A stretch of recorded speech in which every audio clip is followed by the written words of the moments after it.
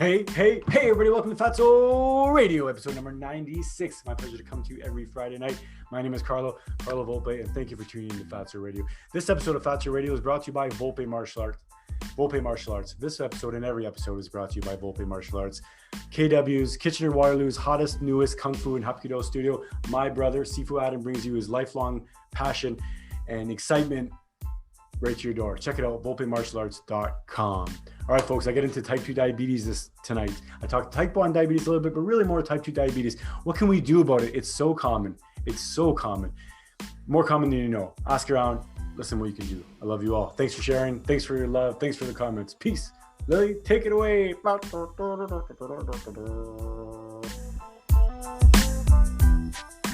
Fatso, the really great podcast show. Fatso, our very first podcast show.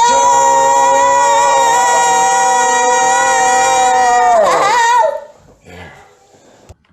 Hey everybody, welcome to Fatso Radio. How you doing? It's my name is Carlo Volpe, and it's my pleasure to come to you each and every Friday night, folks. And today is no different. Episode 95. No, not episode 95, episode number 96. Welcome to Fatso Radio. Again, my name is Carlo Volpe. I come to you each and every Friday. I've been doing this for over a year now. If you don't know my story, here it is in a nutshell. I created this podcast to tell everybody and share with the world the benefits of turning to fat for fuel, turning to animal sources of fat for fuel, animal sources of protein and meat for fuel. Why? Why is it a big deal? Why am I turning to fat for fuel? Because I'm following a ketogenic diet, and now even more so, I'm following more of a carnivorous diet. And the reason for that is because if you lower the amount of carbohydrates in your diet dramatically, especially if you lower them dramatically, you force your body to burn fat for fuel. I found a wealth of benefits from turning to fat for fuel. Not only did I lose 120 pounds, and I'm always still battling with the weight loss, but I have a much better position than I was, 4 or 5 years ago. But not only with the weight loss, but with ketogenic diets, they've been shown to help with fighting cancer, if I can get that out straight, but a host of other things as well. So this is the podcast dedicated to telling you my story, my perspective, my ideas, my suggestions, my opinions. Again, not medical advice, folks, just advice coming from the heart, coming from something that I've experienced or many things that I've experienced, whether it's talking to people that are in the space, whether it's doctors or butchers or farmers, people from every end of the spectrum, all people that are talking about and that are concerned about our health, right? Tonight, no different, folks. I want to talk about type 2 diabetes. Now, I've talked about this in the past. I talked about blood sugar in the past. I'm always going to talk about it. I'm probably not always, but I'm often going to talk about blood sugar and refer back to the blood sugar, because when you're talking about a ketogenic diet, or when you're talking about a diet that is not necessarily just focused around being low carbohydrate, a diet that is taking advantage of the benefits of a low carbohydrate, right? Or of eating low carbohydrates, then it's impossible to not talk about blood sugar. Carbohydrate is sugar. When you eat sugar, it affects your blood, right? That's how we measure sugar in our system. We measure it with our blood. It's the easiest way to measure someone's glucose level. And why is it important? I want to get right into that, right? Why is it important? Because it's important for us, for every human being, and for other animals as well, of course, but for us, for humans, it's very important to keep our blood sugar, our glucose levels in our blood, right? There's many things in our blood. It's not just this red stuff, right? There's water, there's salt, there's minerals, there's vitamins, there's fat, there's glucose in our blood. And our glucose in our blood has to be within a certain range, right? So I'm going to read some statistics here, or some general guidelines, or some general information that's non-controversial, but it's basically just from the Mayo Clinic, right? So according to the Mayo Clinic, blood sugar of less than 140 is normal, rather, right? So that's 140 milligrams per deciliter. And for you, if you're in the US and other places in the world, you might use that number, right? Milligrams per deciliter, or you might use millimolars per liter. So if you're using millimolars per liter, you're looking at around 7.8 is normal, or anywhere around 7.5, 7.6. Anything below that is considered normal. So again, 140, if you're on one scale, the imperial scale, not imperial, it's metric, but if you're in the other scale, the one that the Canadians use, and I think other countries as well, but millimolars, you're looking at below 7.8. If you're looking at milligrams per deciliter of glucose, you're looking at below 140, right? So that's considered normal. But then if you go over 200, it's considered, diabetes. So it's not just cut and dry, because we fluctuate between that, throughout the day. We fluctuate depending on what we eat. And that's the bottom line for me, right? The bottom line for me is, what do we eat? There's other things as well that affect our blood sugar. And a lot of people don't realize that, but things like stress, lack of sleep. In fact, a lack of sleep can basically put you in a state of pre-diabetes or insulin resistance the next day. So I want to get into that. But before we get into that, even, what's the big idea with blood sugar, right? Why is blood sugar so important? Well, quite frankly, if your blood sugar is too high, if the glucose levels in your blood are too high, you will die. It's toxic to your system. So I've talked about this in the past, right? But it's very important for our body to be able to take this glucose that's in our blood and do something with it, right? It can do a few things with it. And miraculously, our bodies are very, very, very, very advanced, obviously, right? And very specifically evolved to handle this. So what do we do with blood sugar? When our blood sugar rises high, right? It rises high by a couple of different levels. Let's just talk about nutrition. When we eat food that has high carbohydrates or just carbohydrates at all, it will raise our blood sugar. If you have a meal that has a high carbohydrate load, it will raise your blood sugar more than if you have a meal that's less carbohydrates. Of course, it makes sense. If you have an apple, it'll raise your blood sugar a certain amount. But if you have a bag of candy or a potato or a bowl of pasta or a steak, it'll raise your blood sugar much differently depending on the food you eat, right? Okay. So what's type 2 diabetes? What's diabetes at all? Diabetes, again, for a reminder for everybody, I'm not a doctor, but it's very easy to find this information, but I'm trying to present it to you in a way that at least I understand, right? So diabetes is a condition where your body can't regulate your blood sugar very well anymore. That's the bottom line for me. There's a couple different conditions, right? There's type 2 diabetes or type 1 diabetes. Type 1 diabetes, generally speaking, is considered an autoimmune issue, an autoimmune condition that we don't really know maybe the origins of it. But for the most part, type 1 diabetics either don't produce insulin, right? Their pancreas doesn't produce insulin or doesn't produce enough insulin to be effective. And why does insulin matter? Because insulin is a hormone that lowers your blood sugar, right? A hormone is a messenger, right? So what does it do? A hormone being a messenger, it gets put into your bloodstream by your pancreas, right? The organ that is responsible for producing this insulin, produced by the beta cells in the pancreas, if you want to get technical. But your pancreas produces this insulin, pushes it through your body, runs it through your bloodstream in order to take all that sugar and use it effectively, right? A couple different things you can do with that sugar, that glucose, right? It can put it to your muscles, right? Redirect it to your muscles if you've used the muscle glycogen. So if you've exercised and you've used the sugar, basically the sugar in your muscles through a glycolytic exercise. So glycolytic means if there's an activity that's going to burn glycogen, right? Or burn sugar. So it's muscle sugar. It's sugar that's in our blood. Or it's in our muscle rather. So if you do an exercise that is glycolytic, so if that will burn lactic acid or that requires glucose essentially or glycogen to burn, think of it as something that's more explosive or something that's kind of like a sprint or something that's something that needs explosive or powerful movements, right? Something fast even. A lot of times that requires glycolytic or glycogen. So, but if you didn't just exercise and your muscles aren't depleted of all that glycogen, right, then it's not going to go to your muscles. Also, if you haven't fasted in a while, or if you have glucose on a regular basis, your liver will also have all the glycogen it needs because your liver is another storage place for glycogen, right? So again, if your muscles don't need it because you haven't exercised and your liver doesn't need it because you haven't fasted, right? Then where's it going to go? It's going to be pushed into your fat cells. And that's how we gain weight. That's literally how we gain weight. But what's diabetes? Diabetes is not about gaining weight, right? It's about the inability to maintain that blood sugar just by your diet anymore, right? Or not only that, even to uncover it or unwrap it even more with type 2 diabetes, it's the inability to maintain your blood sugar with what you're currently doing. Let's just say that, right? And the reason why I say that specifically like that is because type 2 diabetes is reversible, right? You can change the condition so you no longer have type 2 diabetes. So let's get into that. Type 1 diabetes, again, for the most part, is considered an autoimmune issue where your body doesn't produce or can't produce or doesn't produce enough insulin.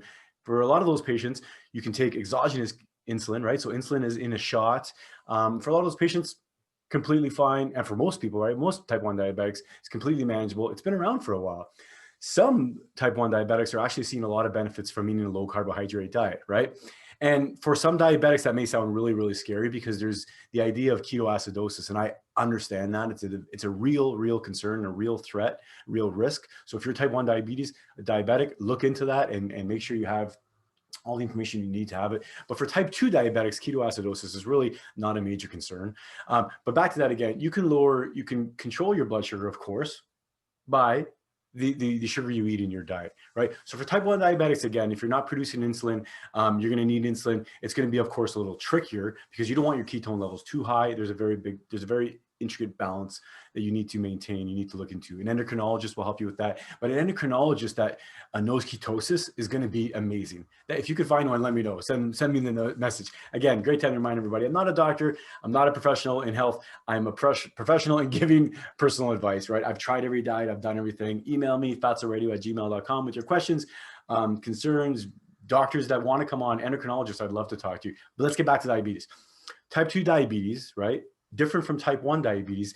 Type 2 diabetes is a state or a state of disease or a health condition where your body is producing less insulin for some people, right? Less insulin than it needs, or the insulin it's producing is just not effective anymore, not as effective as it was before, right? And the metabolic state or the medical state that's referring to is considered insulin resistance, right? So what is insulin resistance? We talked about insulin for a second, briefly earlier, but insulin essentially is the hormone that your body produces, right? Your pancreas produces this insulin in order to combat or bring down the blood sugar, right? One of the things that it does, right? So if you can't produce, if your body is insulin resistant, what happens? How do you become insulin resistant, right? So if your body is bathed essentially in insulin over time, or your blood sugar, you have so much insulin in your body all the time. One of the theories, at least, is that if you are surrounded by so much insulin all the time, your insulin levels are high, chronically high, effectively over time, the muscle cells that retain that glucose, right? Or sorry, the muscle cells that activate upon insulin, right? And then what they do, or not just the muscle cells, but any cells in the body that are activated by insulin to take up that glucose. If insulin is less effective over time and you become insulin resistant, that means you need more insulin to do the same job as it did before. What does that mean? That's very dangerous, right? And it's not only is it dangerous, but it's problematic, right? It's problematic because high levels of insulin are not favorable. We don't want high levels of insulin. We certainly don't want chronic high levels of insulin. Insulin is very useful, right? Certain times we're building muscle, we're growing, you're growing a baby, you're growing muscle yourself. We're just growing as a child or growing as a human. Insulin is very important. It's also very important for other things too. It modulates your sleep. It's very important. So it's not like we don't want insulin, but we don't want a high insulin level. And that's the bottom line. Type 2 diabetes, like I said, insulin resistant. So now the insulin that your body does produce, if it still produces insulin, which most people still do if they're type 2 diabetics, that insulin now is less effective. So you actually need more insulin, right? So your body it's taxing on your pancreas to now produce higher levels of insulin. And the reason why, and I want to get down to this, the reason why your body has to produce higher levels of insulin over time, chronically, right? Which means consistently over time on a regular basis, a repeatable offense, if we can say. The reason why is because we're having chronic high levels of high blood sugar. So what can cause high blood sugar, right? High blood sugar can be caused by stress, but the major reason is your diet. If you're eating high carbohydrate foods all the time, chronically, right? Over time, consistently over time, then this can happen. It doesn't happen to everybody, but it does happen. And in fact, this is the one way that the body kind of tells us that there's something wrong.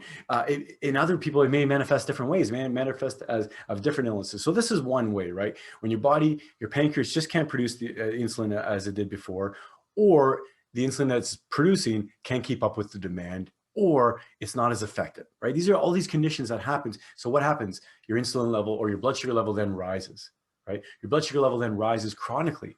So when you eat something, when you eat some carbohydrates, you eat food that has carbohydrates, sugar, right? Pastas, grains, even fruits or vegetables, anything that has glucose in it, your blood sugar is going to rise, but it's going to lower again in a couple hours later, sometimes 3-4 hours later, right?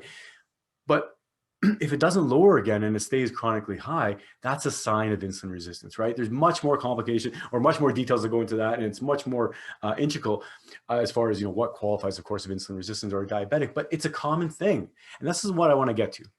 It's a common thing. I'm hearing about it all the time. It's not just with people with weight issues, right? But of course, it comes with people with weight issues. You can be a type 2 diabetic and not even considered overweight. You can be a type 2 diabetic and overweight, morbidly overweight, or obese, like I was. And technically, I think I'm still obese on the obese line. I kind of have fun with it right now because I'm overweight and obese. I don't know what the difference is, but it's about 1 pound difference or 1 BMI point.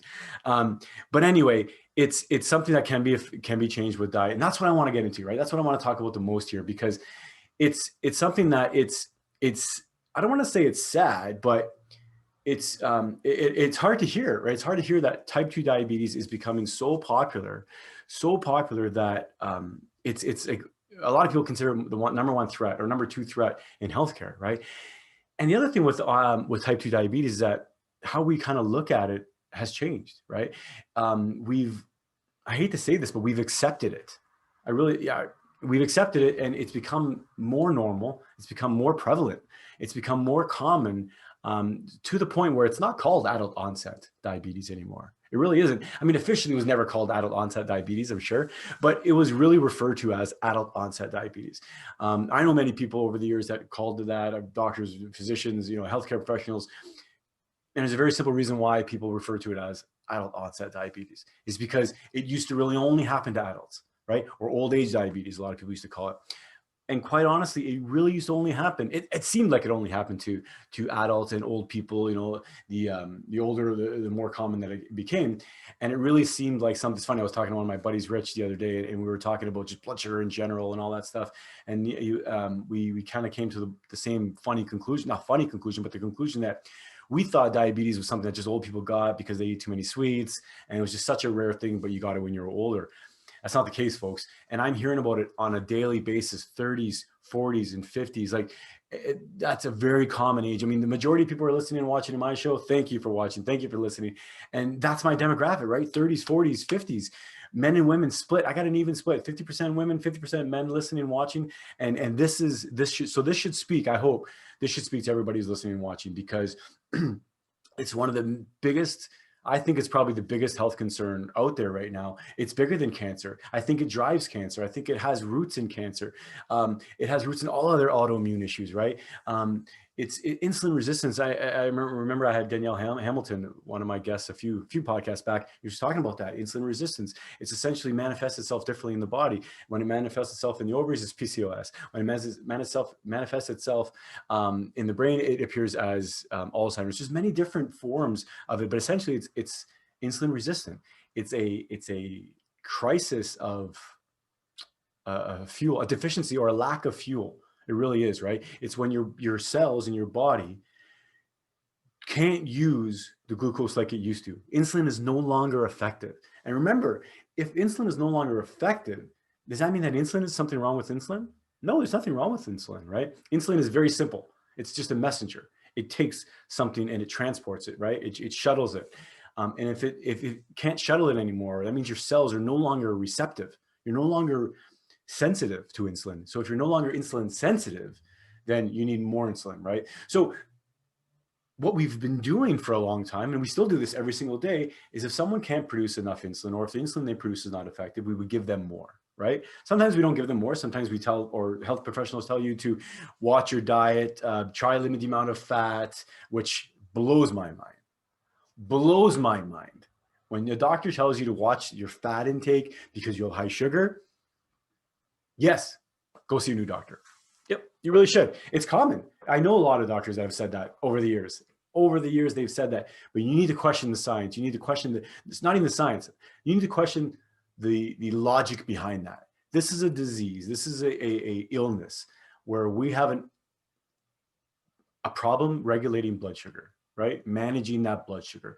So what are you going to do? You're not going to point that fat as the enemy. We're going to point that sugar as the enemy. This is the time where we fix things. This is the time where we course correct, right, folks? So again, we've been giving people insulin. We've been telling them to eat smaller meals more often, right? Which gives you less time to fast. Remember, if you remember a couple minutes ago, I was speaking about when you fast, you actually deplete the glycogen in your liver, right? That's ideal. That's actually what you want to do when you're sleeping. It's part of your maintenance. It's part of your detoxification. It's part of the housekeeping that your body goes through, right? It needs that. It needs the glycogen in your liver, and it's producing cholesterol. It needs all these things to actually do a lot of housekeeping, right? So, but if you're not fasting, if you fast at night because you're sleeping 8 hours, 6 hours, but if you're sleeping 3 or 4 hours and you're having a snack before bed, you might not even waking up fasted, right? Your blood sugar may be elevated in the morning, right? So if you're not effectively fasting well at night, and then you're not fasting during the day, and you're eating many meals a day, how are you ever going to expel that or use up that glycogen in your liver? And if you're never going to use up that glycogen in your liver, then you're never going to be effectively using, the other, the sugar, or you're not going to have a great spot to put that sugar if you're not using up that glycogen, right? And it's not a matter of just working out hard, and because you can get the glycogen out of your muscles, and you can even get the glycogen out of your liver. But if you're not ketogenically adapted, and if you're not adapted to burning fat for fuel predominantly, how are you going to do that without sugar? That's the thing. That's the thing about fasting and people skipping meals. People want to go on water fast or any kind of fast, whether it's 1 day or 2 days or 3 days. There's an element of ketosis that is absolutely essential, I think, in fasting. For me anyway, is that ketosis prepares your body to fast. Ketosis keeps your body in the same natural state of fasting as when you're sleeping and when you're eating, right, a fat meal or a protein meal. But if you're going to eat a high carbohydrate diet and then try and fast 8 hours and eat another high carbohydrate diet, another fast, another 16 hours, like, you can do it. I'm sure you can do anything if you put your mind to it, but I think it's very, very difficult. So back to type 2 diabetes. We used to call it type 2 diabetes. We used to call it adult onset diabetes, right? And it's no longer the case. Children are getting out. Our children are developing this condition. So if children are developing this condition, it's no longer an adult issue. It's an issue of basically assaulting our pancreas, right? Assaulting our pancreas or taxing our pancreas so much with the foods we're eating and even just stresses we're eating, right? The other thing I want to talk about is that it's obvious, of course, because I'm mentioning it now, but this is preventable.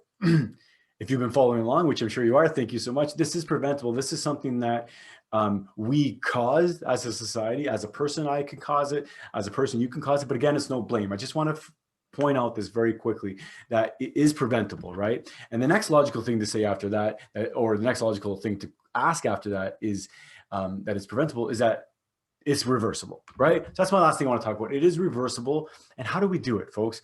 We do it by doing what I've been saying and what I've been suggesting, not advising, of course, but what I've been talking about, right? What I've been talking about with the low carbohydrate diet, with the carnivore diet, even many aspects to this, right? To whether it's, get a hold of the whole blood sugar idea, or whether it's really just to flip the switch completely and go ketogenic to see the benefits of ketosis, even to go carnivore, to see the benefits of a carnivore diet. Because I know this is fringe, and I know this is still not super common and not mainstream, but ketosis it's not questionable. It's not even, in my mind, it's not questionable that this is a natural state, because it's very easy to imagine us living like this.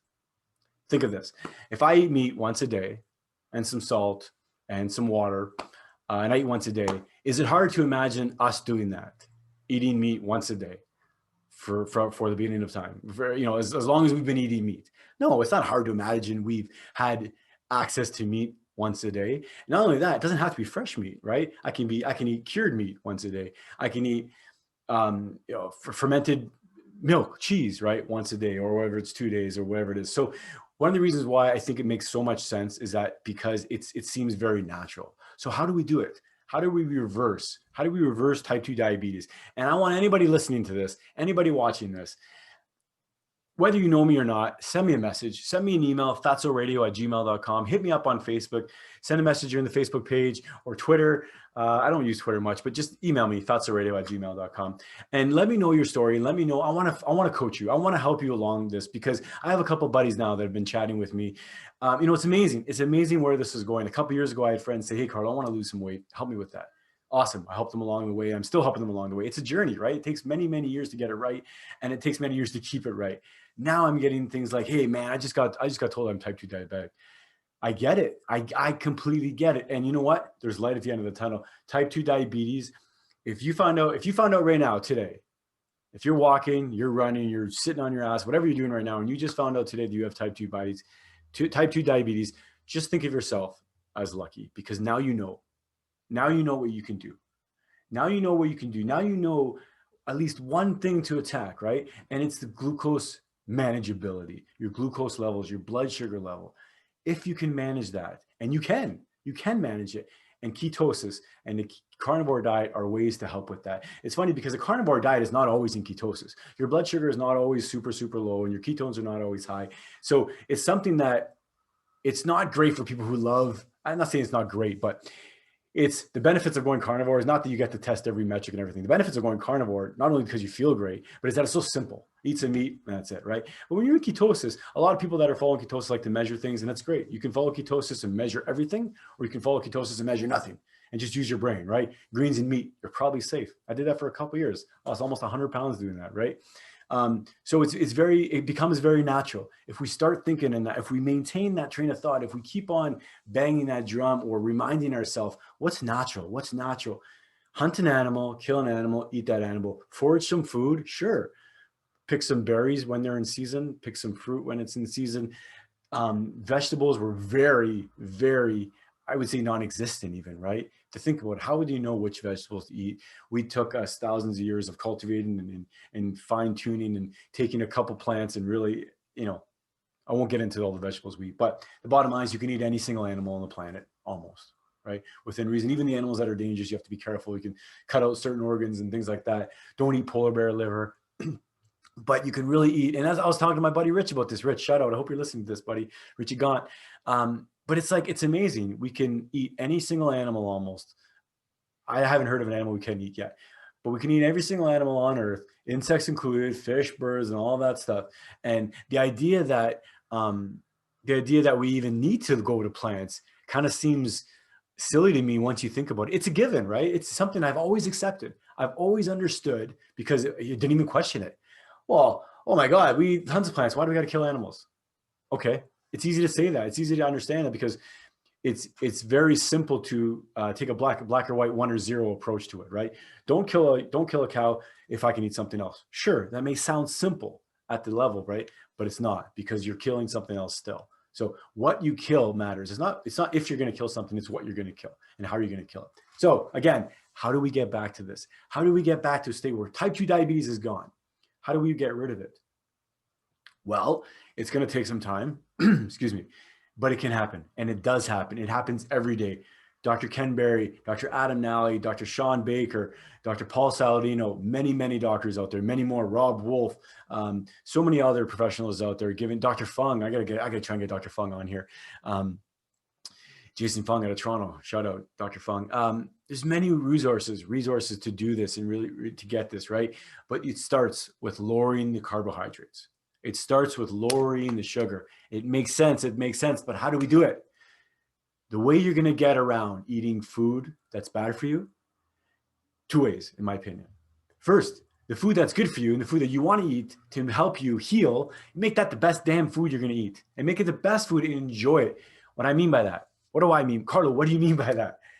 You're going to eat steak, right? Have a steak. Enjoy that steak. Pray to any God you pray to. Be thankful to that cow, to that sheep, to that lamb, to that pig, to whatever it is, and be grateful and eat with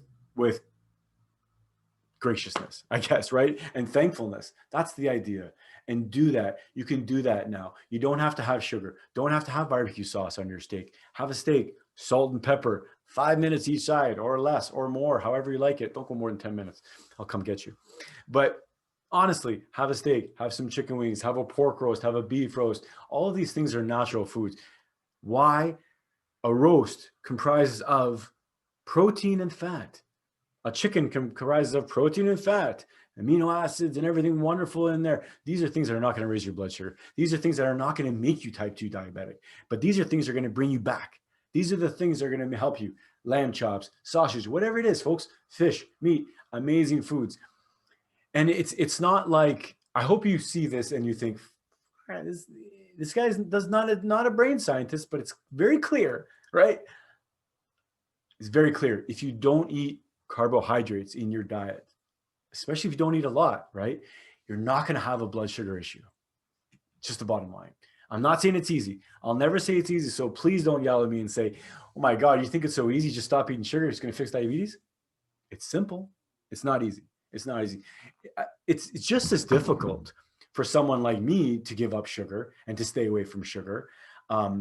If I wasn't diabetic or if I was diabetic, I know diabetics that don't even have a sweet tooth. I did have a sweet tooth. I do have a sweet tooth. I had a pasta tooth. I have a potato tooth.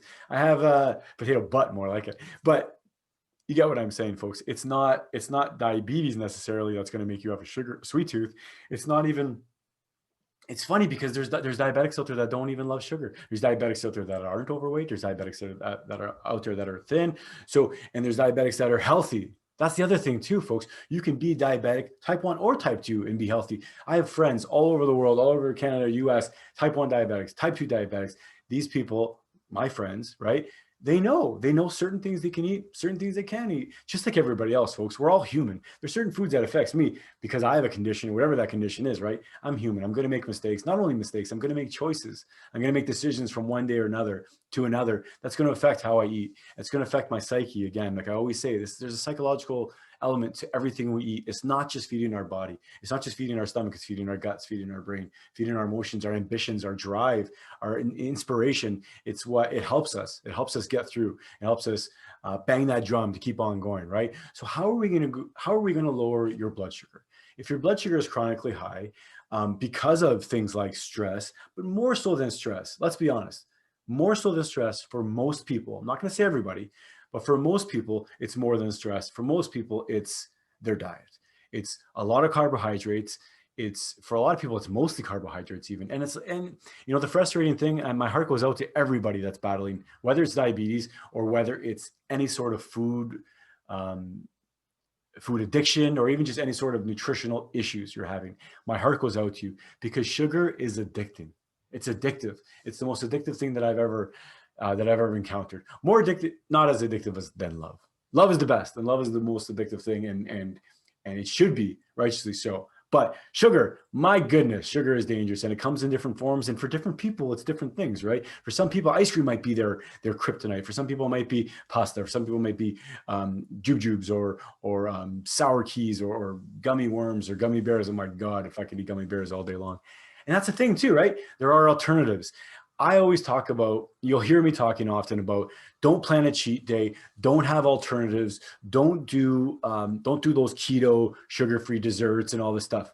Except now, this is when you get the green light from me to make some keto desserts or to have some alternative treats and things like that that don't have sugar. Because we're talking about diabetes, folks. We're talking about something that you can die on anytime you can die from this, right? You don't want to mess with your blood sugar. And the most promising thing to me is that, like I said, over and over again, this is reversible. So how do we do it? On one part of me, I feel like, oh my God, for the last 50 years or so, we've been sitting on this gold mine of information saying that we just have to lower our sugar intake and we can fix diabetes. I get it. But on the other side, we've been told that fat's the enemy. Fat's the enemy, animal fat's the enemy, animal protein is the enemy. It's not. It's not, folks. Again, I'm not giving you dietary advice. I'm giving you personal advice to give it a shot. Makes sense, right? It makes sense. You don't have to be a doctor to understand that lowering the amount of sugar you put in your body is going to lower the amount of sugar in your blood, right?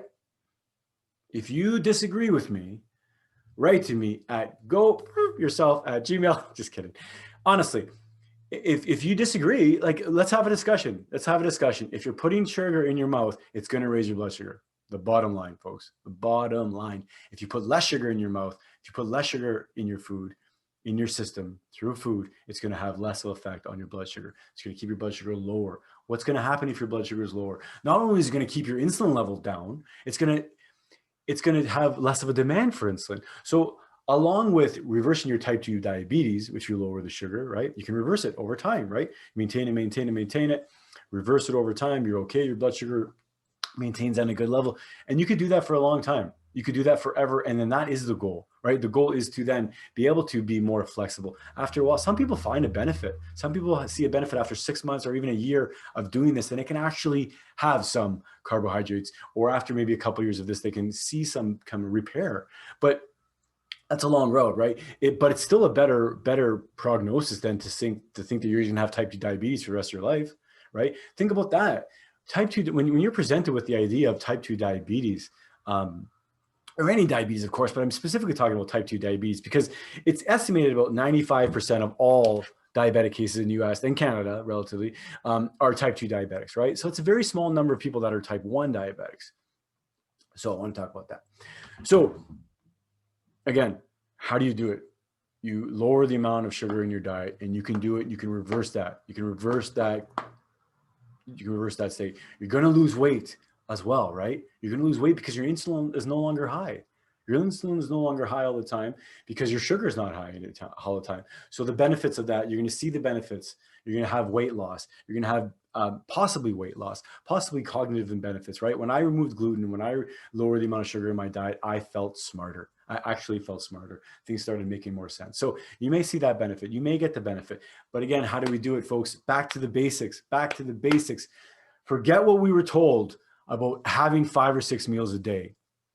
I don't think you should do that, whether you're diabetic or not. Disagree with me? I don't know. I'm not a doctor again, but I don't think you should do that because you shouldn't be feeding an engine that is essentially overworked, right? And it's an engine that's overworked with the wrong fuel, right? And I want you to understand why I feel like that. I feel like it's an engine that's overworked. Your body is an engine, right? Like an engine. Your metabolism is overworked. Your pancreas is overworked. So here's your engine that's overworked. Your pancreas is overworked, pumping out this insulin because you've always had a high glucose level. Give your pancreas a break. Give it a rest. Folks, I love sugar as much as anybody else. Let me take that back. I don't love sugar. I have the same draw to sugar and to sweet food that most people have, right? Not everybody has that. And if you don't, you're lucky, my goodness. But I have that same draw that most people have, so I get it. I get it. Rely on the food that is natural. That's just that too. I mean, you can paint anything with any brush you want. You can use these halo words. You can use these healthy words to say it's all natural, whatever. There's no getting around the idea that if something walks on 4 legs or flies or swims, that's a natural creature in this environment. That's natural food. That is more acceptable as not. That's always going to be pictured as more natural than something that's made in the lab. I don't care if it's fake meat or I don't care if it's a soy processed crap that you put in and you make it look like meat. It's both. They're both an abomination, in my opinion. Honestly, if you take real lab cells and you try and culture it and you try and grow it in a laboratory to produce fake meat, that to me is not natural. And that to me is not right because you're not actually having meat. Maybe one day if they can get it where they can snap their fingers like Star Trek and have a cow appear, sure. But that's not what they're aiming for anyway. And the other approach of having just soy or other kind of proteins, vegetable proteins, pea protein or soy protein is the most popular ones. The idea to make that so full of chemicals and shit and added flavors and everything just to taste like a regular beef or an attempt to taste like a regular beef patty that is less nutritious, costs more, and it's just quite frankly just is worse for the environment, kills more animals. And there's no benefit of it, right? That's never going to last. It's never going to last at the end of the day, but is it going to make millions of dollars? Yeah, it's going to make billions of dollars. There's always going to be people that are going to buy a bullshit product. Why? We're solving answers here tonight, folks. Why are people doing it? Because we're desperate. We're desperate for answers. Walking around being overweight or in pain or sick or diabetic or with issues or any emotional issues, it's painful and it's drudgery. It's suffering, right?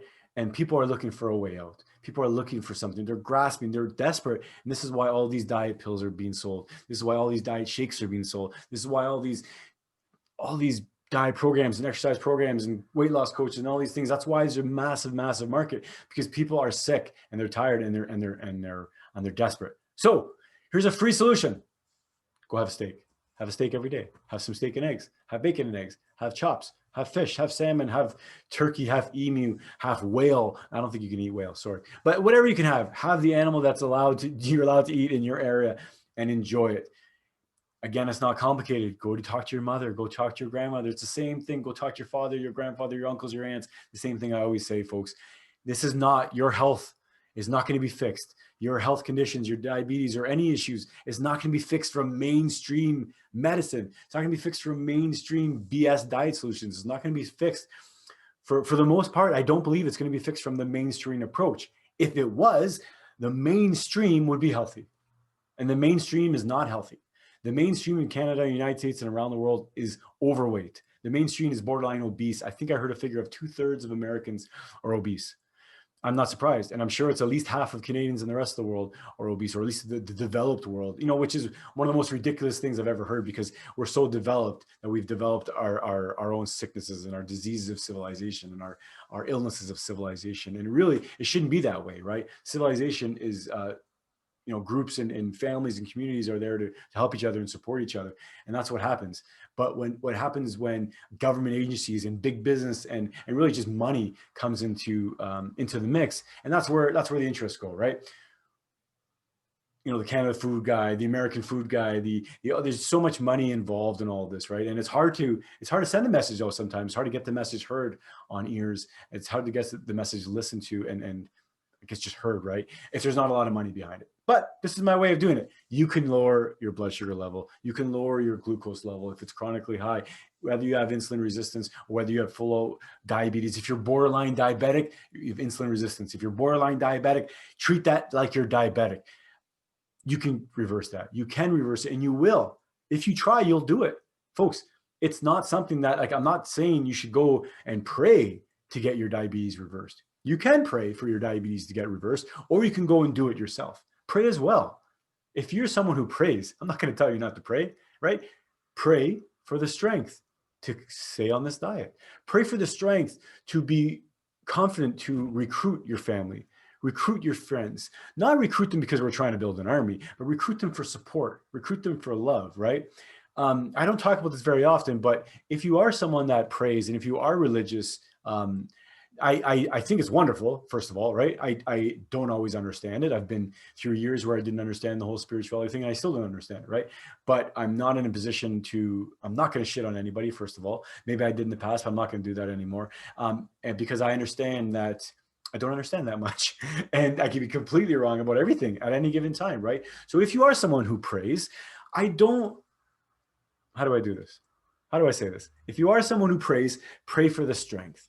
Pray for the strength to give yourself that talk every morning, to give yourself the encouragement, and for that confidence, to look yourself in the mirror and go, I'm going to do this again. I'm going to do this again.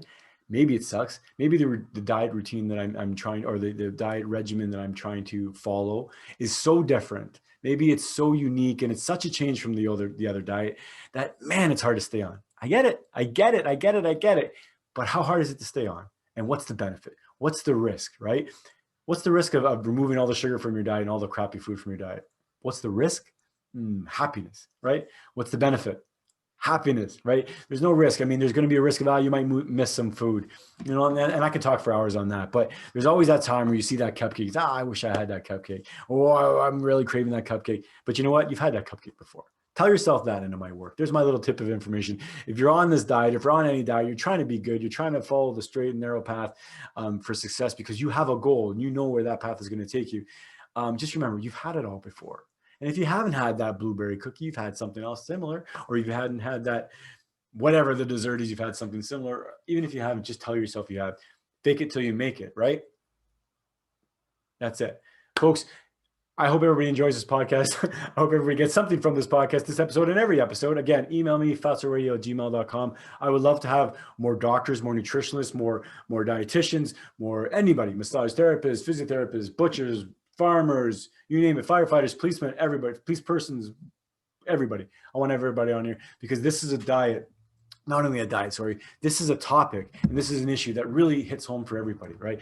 I'm not unique that I had blood sugar concerns, which it turned out I was never diabetic, thankfully, right? But losing the weight and attacking the low sugar would have taken care of that. But I'm not unique with cancer. Other people have cancer, right? I'm not unique with weight loss. I'm not unique because I have painful knees, right? Or joints, issues. I'm not unique because I had head injuries. I was playing football 20 years ago. I had 3 concussions. It's part of my story. It's part of the reason why I'm doing these things, right? It checks off a bunch of boxes. When when the question is asked to me of why do you do this diet? Why do you follow this diet? It's just about weight loss. It's funny. I laugh because I still think when people see me, I'm just kind of going on a tangent here, but I still oftentimes forget that I've lost some weight. I lost quite a bit of weight, and I still have many behavioral things about me and some quirks. And I still think many ways like I did when I was 330 pounds. I'll be honest, right? Like it's hard to, we don't change overnight, right? So there's times I think, and I see myself and I'm just sitting there, I'm talking to somebody about a diet or whatever, and I'm talking about the keto diet and why I do it. And a lot of people are like, well, why would you do it? They look at me like with a kind of a funny face, like, why would you do it? And I'm not trying to be arrogant in the least bit because I'm not by any means, someone who I would look at and say that I look fit or anything like that, because I don't even know what the hell that looks like, right? But I laugh because my first thing was, well, for weight loss. And then many times, most times people get it because they're like, oh, okay, so you either battling your weight loss or you've had a weight loss, a weight issue in the past, whatever. But sometimes people say, well, I don't get it. But and maybe that's a testament of one element of why it works. But there's many other reasons why I do it. And again, honestly, cancer is probably the biggest reason, right? But it's not just cancer. It's to maintain things like blood sugar, is to prevent things like diabetes. Like that's the other thing too I want to kind of close up on maybe is that, it's common. I'm not judging anybody. I'm not going to shit on you. I'm not going to point fingers. But if you're a type 2 diabetic, or if you're borderline diabetic, or if you have insulin resistance, or if you're, like I said, borderline, have you been told that it's hereditary? Have you been told, or has it been questioned to you, or has it been proposed to you that maybe you have it because it's hereditary? Maybe your dad had it and your mom had it and your grandparents had it. And although there may be some, familial kind of genetic components or some kind of family heritage kind of attachments to it, let's think of what's more likely, right? Habits, dietary habits, food habits. If you can reverse your diabetes, then is it a hereditary thing? Is it a genetic thing? Probably not. If you can reverse something, then how much of a genetic component is involved, right? Does half the population have the ability to become diabetic? Probably more than half the population does. But that's another thing too that we don't really talk about, is that we have some differences between all of us, right? We have some genetic differences between all of us. We come from different parts of the world. We've evolved in different climates and different foods and different elements and dangers and all that stuff. So we're not all exactly the same, but some pretty big principles, especially when it talks about diabetes, and especially when we're talking about sugar, blood sugar levels. So I want to wrap this up, folks. But remember, just because your dad or your mom or your grandmother or your grandfather had diabetes or heart disease or cancer or anything, that doesn't mean you're going to have it. Not only that, it doesn't mean you can't beat it. It doesn't mean you can't get it and then beat it, fight it. Great. Break the circle, break the cycle, whatever you want to call about it. I mean, sure, it's harder than saying, breaking other cycles, sure. But I truly believe that in the same way that I don't think most cancers are hereditary. I don't think most cancers are that strongly passed down from parents to generation. I think habits are. And I think the same with other ailments as well. I think diabetes is going to be the biggest thing as well, right? Is going to be habits and blood sugar. Well, of course, if your blood sugar if the food you eat affects your blood sugar, right? And where do you learn your dietary habits from? Where do you learn how to eat? Where do you learn how to exercise? Where do you learn how to wash yourself? Where do you learn how to cook? Where do you learn everything? You learn at home, right? So it starts at home. But again, we're not shitting on parents. We're giving them the advice. Here's my advice to you. We have the information now. Let's fix ourselves. Let's attack this. Let's fix and prevent our kids from going through this as well, right? Type 2 diabetes, folks. My love to everybody who's going through type 1 or type 2 diabetes. Again, I'm not a specialist. I'm not shitting on anybody. I want to help people. I want to let you know that you have a solution. You have a route. You have an option. You have many options. Please don't feel like you're glued to this method or to this chasing the dragon, because I do feel like it's chasing the dragon. And I feel like it's even not fair. It's even less fair for someone who's diabetic, because if you're being told to chase that dragon, again, it's my version, I call it a dragon, but if you're being told to chase that dragon and you're diabetic, I think that would be very hard. I think that would be very hard to do and maintain that. And that's part of the reason for me that I was never able to lose weight on a high carbohydrate diet, even if it's a low calorie diet, because it was too hard for me to maintain. So then what happens is I go then and binge and eat something terrible. Boom. I'm pretty sure that happens to a lot of diabetics as well. The other thing is that I want to point out and leave you with this, on the idea that it is reversible, is that it's very common that it's reversible. It's becoming more and more common as time goes on. Google it, or any other search engine you use if you don't want to use Google. Ketogenic diet to reverse diabetes, carnivore diet to reverse type 2 diabetes, a low carbohydrate diet to reverse type 2 diabetes. Search for this information, folks. The information is out there. Doctors are out there. Doctors are everywhere. If you want to do this and you want to talk to me, I want to talk to you. I want to bring you on this show. I want to talk to you. I want to let you and your neighbors and your brothers and sisters and everybody know that we're all the same. We're all going through the same crap. We all get up in the morning. We all want to feed our families. We all want to take care of our families and ourselves. And we all want to go to bed at night knowing that we did the best we could. Right? And we all want to live to see the next day. We want to live to see our children, live to see our children's children. This is one way to do it. I love you all. Thank you for tuning in to Fatso Radio. Don't forget to email fatsoradio@gmail.com. I appreciate everybody's love. I appreciate all the likes and the comments and the questions and the shares. Don't forget to subscribe wherever that button is. And then there's a notification ring, I think, that'll notify you every time I put out a new video. Finally, lastly tonight, a big shout out to good old buddy Joey Spina, Sault Ste. Marie. Joe, you had a good run this week, buddy. You had a competition for, I believe it's Build a Bike with the Orange County Choppers, Paul there. I'm not sure what place you ended up in, buddy, but I did. I hope I shared the word a little bit for you. Joe, I'd love to have you on the podcast. Tib you up, my friend. We'll talk, we'll chat. Tell me about your bike shop and what you're into. Again, Fatso Radio is not just about diet. It's not just about losing weight and being healthy. It's about community. So, Fatso. I love you all. Have a great night. Fatso Radio. Bye. Say thank you to everybody.